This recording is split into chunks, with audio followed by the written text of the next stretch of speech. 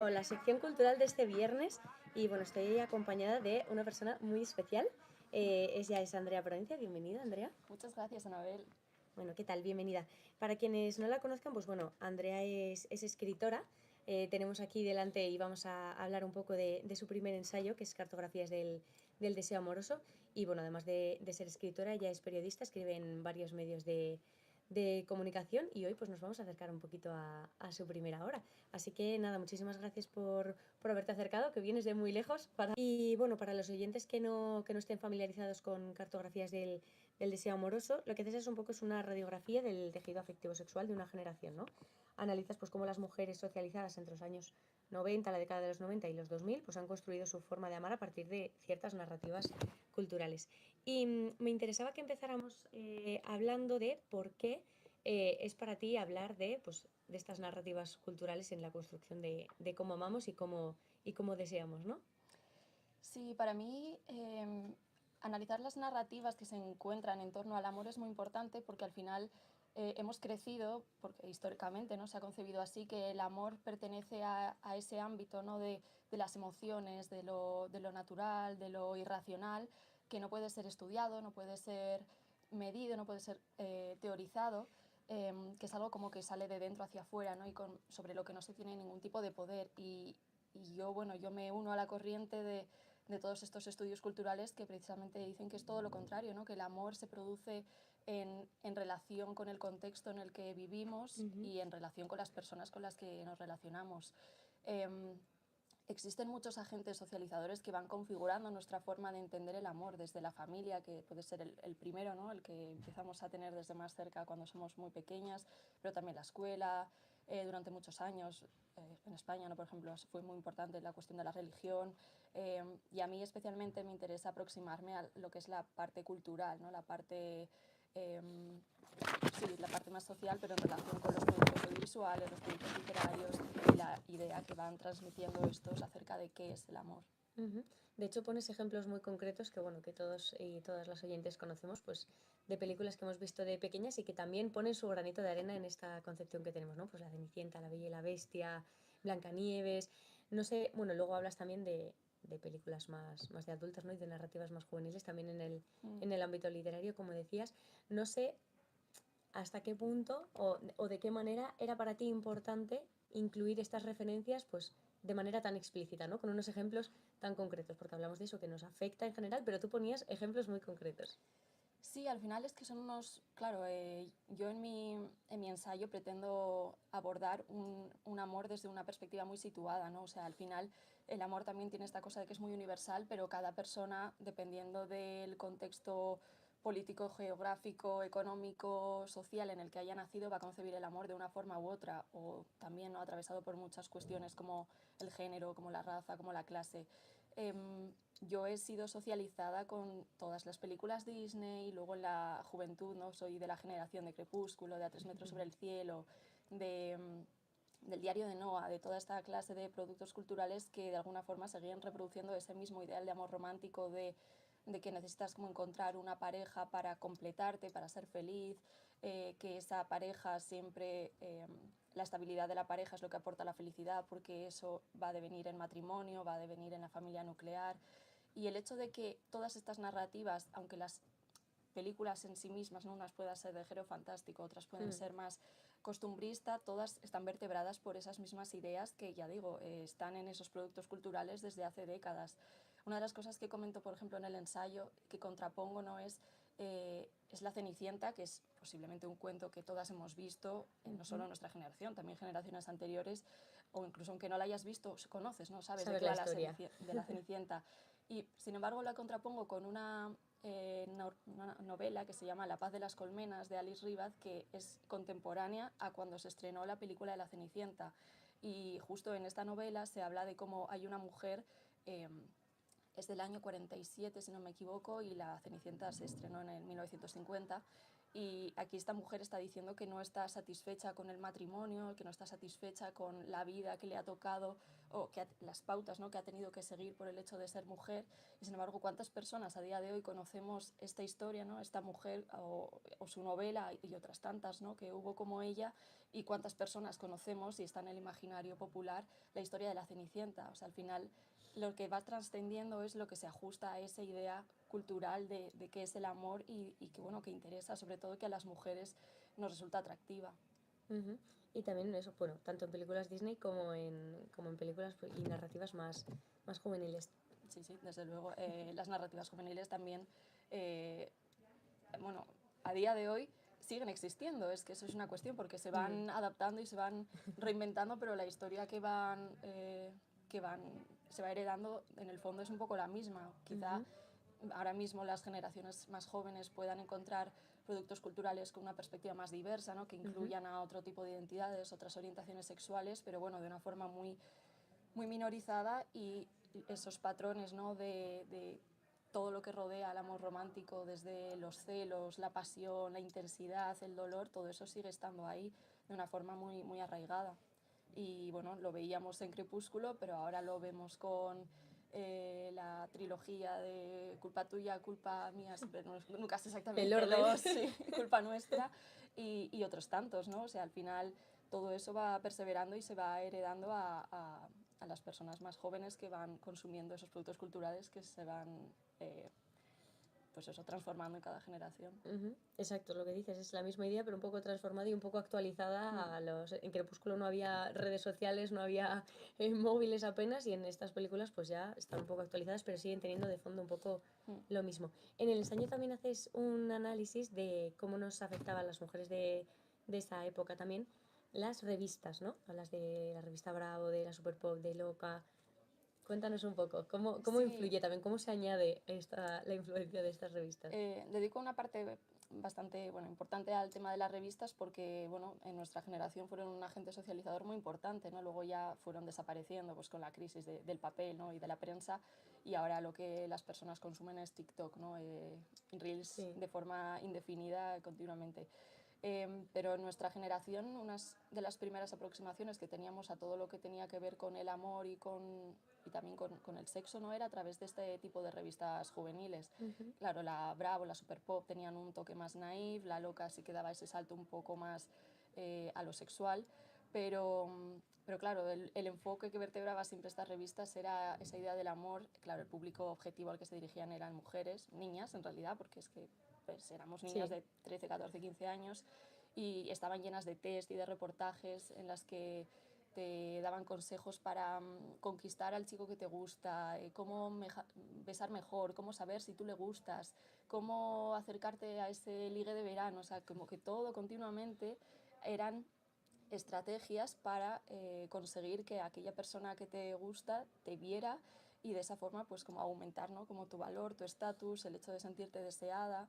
Y entonces, claro, todo eso iba como interiorizándose en nosotras de una forma muy importante, ¿no?, porque al final toda esa educación estaba muy atravesada por estos mismos ideales que ya comento, ¿no?, del amor romántico, por el hecho de que tu validación estaba en función de si conseguías a ese chico.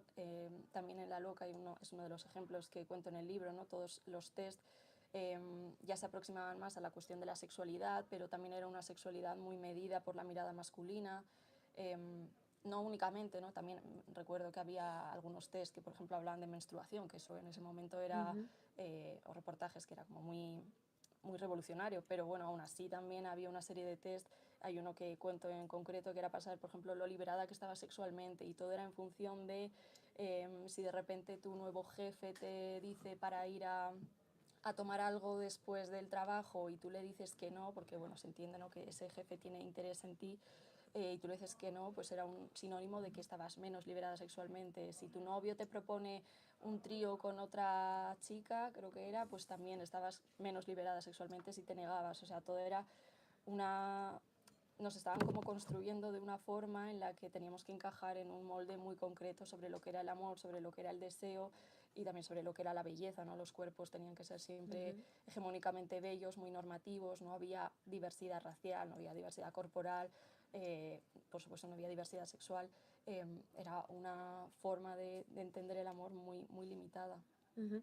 De hecho, mencionas cómo para muchas jóvenes esta era como su fuente primaria de información, ¿no? Que no habían tenido conversaciones pues, sobre deseo, sobre pareja o sobre bueno, pues, cualquiera de estos temas en relaciones afectivos sexuales con sus madres, por Mm. ejemplo, sino que lo tenían con sus amigas, que tampoco en esa edad tienen experiencia, o con las revistas, ¿no? Que tienen pues una clara... Sí, sí, sí, no, totalmente. Al final creo que eso es algo en el que todavía estamos muy en proceso, ¿no? O sea, existe una absoluta falta de educación sexual y sentimental. Lo existía en la generación en la que nosotras crecimos y diría que sigue existiendo esa falta a día de hoy. Entonces, claro, si no te sentías cómoda para hablarlo con tu madre, también porque, bueno, al final nuestras madres, ¿no? Y en general las generaciones anteriores son generaciones que han estado como muy todo lo que tenía que ver, ¿no?, con el amor y el deseo estaba muy envuelto en tabúes, ¿no? Entonces, claro, esos tabúes se iban reproduciendo en tu forma de aproximarte a, dentro de tu núcleo familiar a ese tipo de cuestiones, ¿no? Hay muy Ujú. pocas personas, o sea, las hay, pero no es la gran mayoría que se sientan cómodas para hablar de este tipo de cosas con sus padres o con sus madres, mucho menos con sus padres, claro. Entonces, claro, si no tenías como esa fuente de información por parte de la familia, la educación en las escuelas también es, bueno, siempre ha sido Prácticamente absolutamente nula. nula. Incluso las primeras aproximaciones que hay en lo sexual, ¿no? En las escuelas también siempre es todo lo que tenga que ver con enfermedades de transmisión sexual o con lo típico, ¿no?, de saber poner un condón, pero nada Mm, que ver con otro tipo de deseo más allá de saber poner un condón, o sea, un deseo muy coitocentrista. ujú. Em, Tampoco lo tenías en la escuela, pues claro, al final, ¿qué te quedaba? En ese momento no había internet, que es donde muchas personas acuden a día de hoy. Pues acudíamos a las revistas, que eran esa fuente de información, a las revistas y las amigas, que en muchos casos Ujú. las amigas aprendían de o la propia experiencia, que claro, con la falta de educación que teníamos, pues podíamos imaginar cómo era esa experiencia, o a través de las revistas que ellas también habían leído previamente, entonces era un círculo que se retroalimentaba. Entonces, por un lado, bueno, tenías esta cuestión de podías volcar ahí esas dudas que tenías porque no podías encontrarlas en otros lugares, pero al mismo tiempo, pues bueno, las respuestas que encontrabas eran en muchos casos cuestionables y bastante problemáticas. Ujú. Y no sé si crees que a día de hoy las nuevas generaciones tienen algún equivalente a estos agentes socializadores que eran las revistas. Pues las redes sociales, absolutamente. Es que ya ni siquiera hablamos de Internet, ¿no? ¿Cuántas personas de 15 años se meten en Google? O sea, todo lo encuentran en TikTok, literalmente. Bueno, y ahora en la inteligencia artificial. También. Pues sí, entonces claro, antes nosotros estábamos muy limitadas por aquello que encontrabas en esas 30 páginas de revista que te comprabas en el kiosco y ahora sin embargo, pues bueno, en TikTok tienes una Mm, fuente inagotable de información, que muchas veces también es desinformación, o sea, no todo, ¿no? O sea, también creo que hay muchas personas que están haciendo un activismo muy importante en redes sociales y que ha democratizado, de hecho, el acceso a la información y a todas fuentes más diversas de información, pero bueno, también encuentras toda clase de discursos que no están para nada filtrados, ¿no? Puedes encontrar desde una activista que hable sobre gordofobia y sobre el deseo sobre cuerpos gordos, pero también puedes encontrar a un hombre blanco hetero reproduciendo los mismos discursos tradicionales que estaban escuchando nuestras abuelas. Entonces, mm, claro, están esos dos mundos y todo eso convive en Internet. Y a todo eso pues tienen acceso las nuevas generaciones y esa es ahora su fuente de información porque ya digo, ¿no? Todavía falta mucha educación sentimental y mucha educación sexual y sobre el deseo en otros lugares institucionalizados y bueno, y en las producciones culturales pues pasa un poco lo mismo, ¿no? Encontramos cosas que se están haciendo que son más interesantes y más diversas, pero también hay otras tantas que siguen reproduciendo estos mismos mecanismos de siempre. ujú. Y bueno, hablamos de redes sociales como fuente de información, pero bueno, también dedicas capítulos a reflexionar cómo afectan las redes sociales, internet en general, a cómo nos vinculamos, ¿no? A los afectos en general. No sé qué otros añadidos crees que han traído las redes sociales y bueno, un poco internet en general a la hora de pues, desarrollar estos afectos, tener unos primeros contactos, luego cómo mostramos estas relaciones. Claro, es que de repente con Internet y con las redes sociales nos hemos encontrado ante un mundo que está, bueno, ya empezó, ¿no? Con la cultura de masas y con todo lo que tenía que ver con el audiovisual, que la imagen pasó a ser mucho más preponderante. Las primeras aproximaciones en realidad a todo lo que tenía que ver con lo afectivo en Internet, claro, en los primeros orígenes de Internet de los años 2000 no había imagen prácticamente, no había no había vídeo, no había la Sí. posibilidad de subir fotos, nadie tenía un smartphone, ¿no?, con el que hacerse fotos y luego subirlas a internet. Entonces, por ejemplo, en ese momento los primeros acercamientos eran textuales, ¿no? O sea, esto es una cosa que hablo en el ensayo, que se textualizaba tu subjetividad, ¿no? Parecía que tenías como esa oportunidad de que podías mostrar tu verdadero yo, que tu verdadero yo era aquello que podías transmitir en palabras sin que la fachada, ¿no?, sin que la imagen mediara en ese camino. Esto, por ejemplo, luego traía también muchos momentos de frustración porque yo soy partidaria de que no se puede, o sea, es indivisible, ¿no? Al final tú puedes sentirte muy atraída por lo que te está diciendo una persona, pero luego el cuerpo también habla, ¿no?, de muchas formas, y en el cuerpo están arraigadas muchas cosas, ¿no? No es solo lo que tú dices, sino lo que el cuerpo delata por sí mismo, que tiene que ver con tu educación, con tu género, con tu forma de habitar el mundo, y todo eso puede ser más o menos atractivo. Entonces, al principio Internet, ¿no?, daba esta oportunidad bueno, conocer a las personas a través del texto, pero ahora con las redes sociales, que todo al final está absolutamente mediado por las imágenes, ¿no? No hay más que ver también las apps de citas que existen a día de hoy. Es literalmente vas haciendo swipe en imágenes, ¿no?, en fotos de una persona. Con suerte ves 3 fotos, pero nadie prácticamente se molesta en ver una biografía, en leer una biografía. Entonces, claro, pues todo eso hace que nos tengamos como una muchísima más autoconciencia de cómo nos proyectamos en redes sociales, de cómo proyectamos nuestra identidad, cómo nos mostramos, qué queremos mostrar, qué no, qué facetas vamos a mostrar de nosotros mismos, ¿no?, qué persona quieres ser en redes sociales, que también esa persona en redes sociales eres tú, o sea, no es que es una falsedad, ¿no?, pero es una parte delimitada que tú muy conscientemente has decidido mostrar. Entonces, bueno, claro, eso también afecta mucho a cómo nos relacionamos, ¿no?, porque al final tú puedes, a ti te puede resultar atractiva la forma en la que una persona se muestra, pero esa persona no es solo eso, es muchas más cosas. Aquí, por ejemplo, aparecen como muchas tendencias, ¿no?, que se hablan ahora, como del hombre performativo. Pues puedes un chico de repente que sea heterosexual, pero de repente le gusta leer a Silvia Plath, le gusta llevar tote bags, va con su té matcha, ¿no?, y tienes un feed súper curado, y que, bueno, que si tú te mueves dentro de esos círculos quizá más literarios, te puedes encontrar como deseable, ¿no?, la imagen de ese hombre, pero luego no sabes cómo es ese hombre en la intimidad con otras mujeres, no sabes cómo se ha construido su deseo, no sabes nada solo si te fijas únicamente en lo que muestra en su Instagram o en su TikTok. Entonces, pues claro, es como una capa más, ¿no?, que tienes como que aprender a descifrar, que tiene que ver con muchas cuestiones, y que ahora mismo pues estamos todavía un poco aprendiendo a saber cuáles son como esas normas, a aprender a saber qué hay de, no quiero decir verdadero, ¿no?, en lo que se muestra en Internet, porque no creo que sea una cuestión de verdadero o falso, pero bueno, que hay más allá de lo que alguien muestra, y luego una vez que ese encuentro se produce en el plano más físico, ¿no?, pues también, o incluso que empiezas a tener una relación con una persona que igual puede ser que hayas conocido a través de Instagram, que es una forma muy común de conocer hoy en día a las personas, ya no solo a través de las apps de citas, sino a través de Instagram.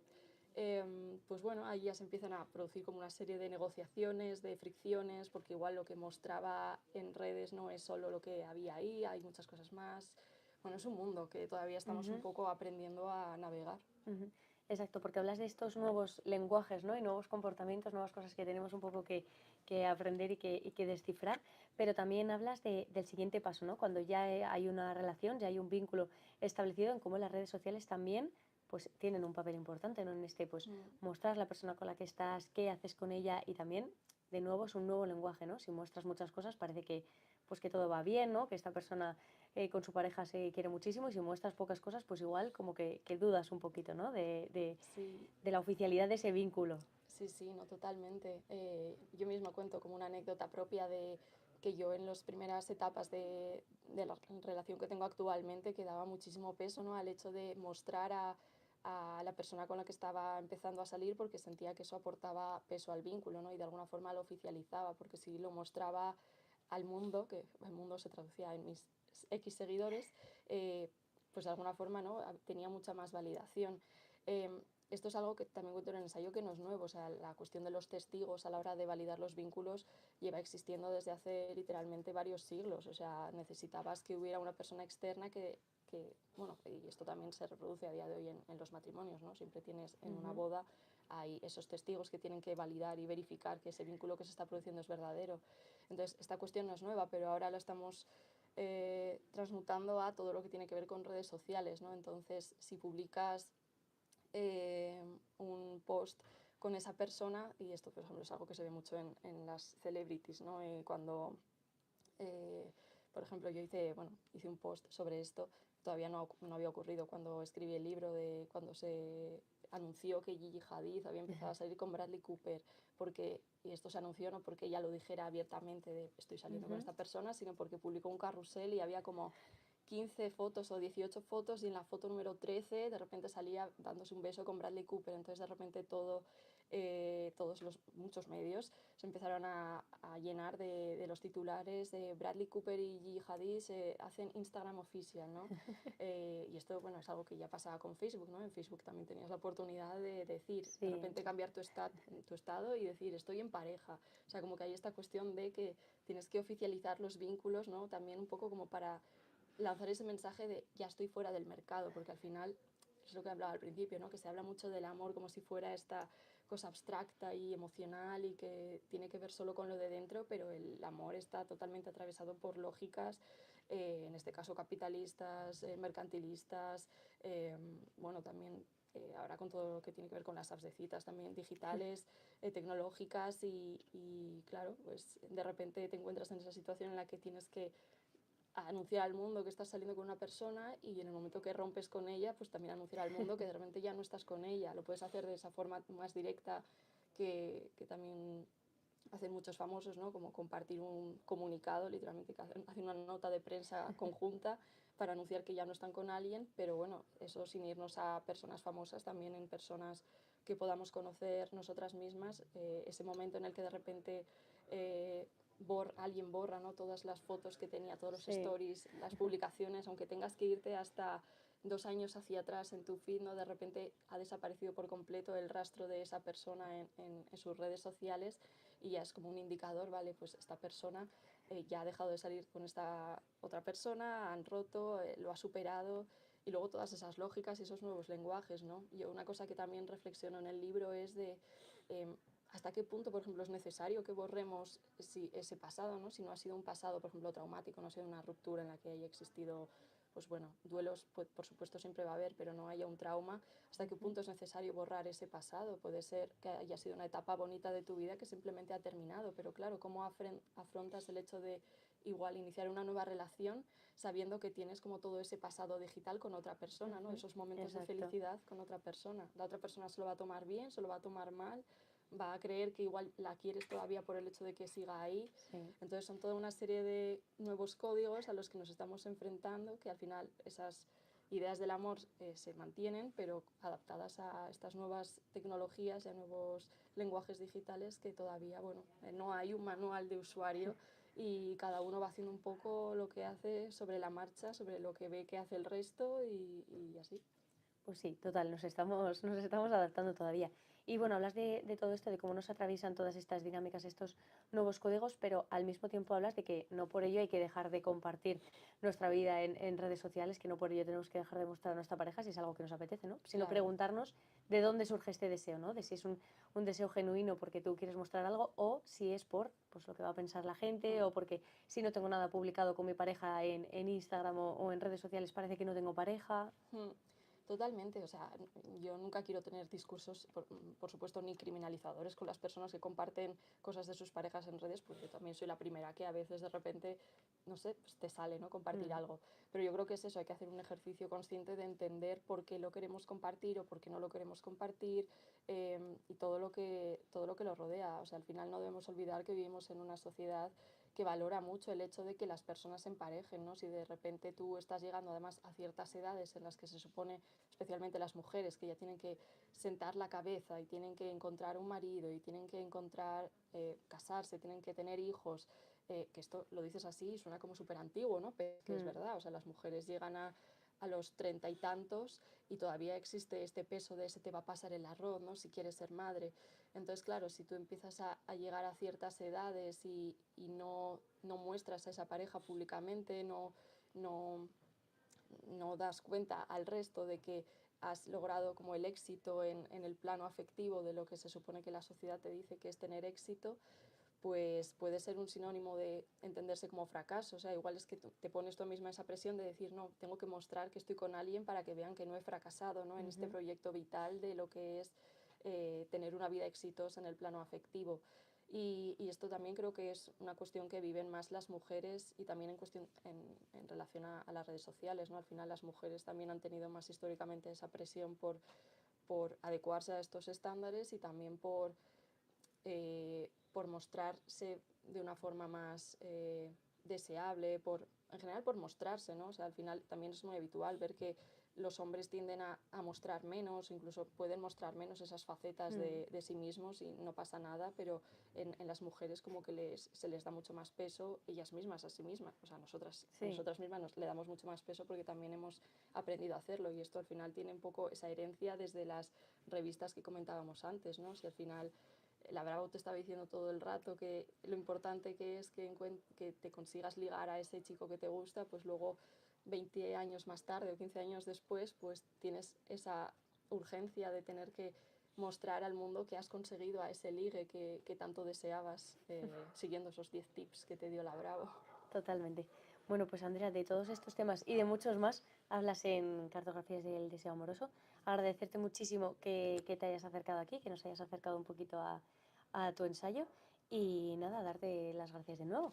Mil gracias a vosotras por la invitación. Pues Muy nada, un contenta. placer, que pases muy buen día. Igual.